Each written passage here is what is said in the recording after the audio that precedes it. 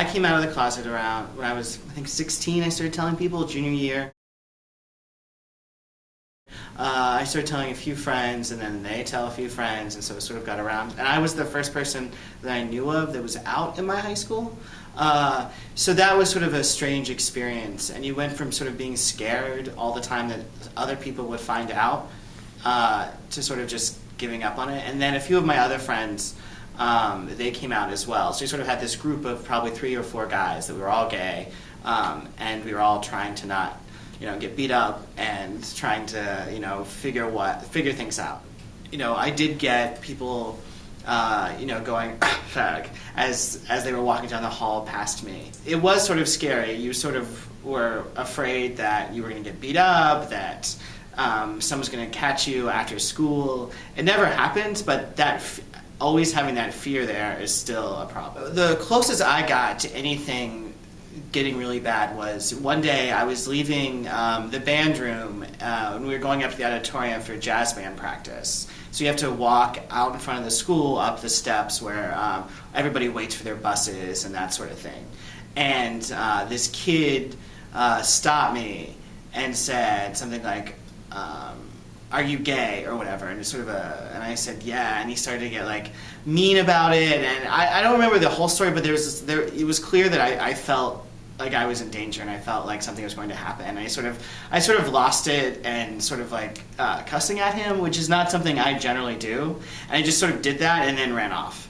And then I would see him in the halls, and he would look at me, and it was clear that he was thinking about whether he should keep bullying me, what he should do next. And so that was sort of scary. If I needed help, I could have gone to my teachers. I was sort of, I was in student council and all of that, and I had good relationships with my teachers, but I never did go to them. I sort of felt like, until I got beat up or until something bad really happened, that I was fine, which is probably a terrible way of thinking. I should have immediately said, I sort of feel in danger here.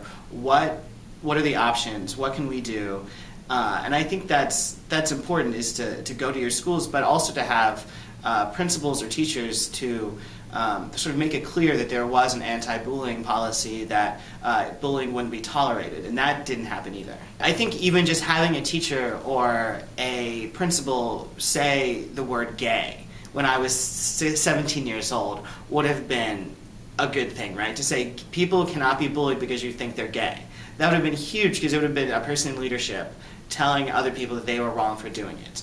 That's why I think the enumeration or having things listed out of what bullying is would be really important. If I was there today, I wish that there would have been a discussion maybe in your homeroom class on the first day of freshman or sophomore year about what bullying is, and they sort of have a discussion about how bullying isn't right, and you can be bullied for any number of things, and sort of list out and then say something like, because someone's gay or you think someone is gay.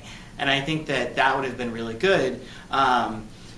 Just to have people talk about it would have been really important. I still probably would have been bullied, but knowing that the teachers are on my side. I mean, that's the thing, is you're always sort of uncertain. You're always sort of scared what's going to happen next. When I started telling friends that I was gay, I really didn't want, I sort of did it a little bit at a time, because I was afraid that I would lose certain friends. Because I don't worry about that sort of thing now, right? If someone knows I'm gay, they're my friends, whatever. But when you're 16, 16, 17, you're a teenager, you don't think about that. You are worried about losing your friends. What I did, and I think what's an important thing, is you just have to sort of keep your head up, and keep moving on. I knew that people were saying bad things about me, but I knew I had a few years left. I knew I was gonna leave and go to college, and I just kept my head up, and I try to not let it bother me. And I think that's what's so important, is this isn't your fault, and you have to just keep going.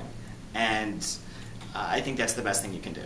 My name is Adam Smith. I am from Parkersburg, West Virginia. I grew up there. I went to Parkersburg South High School.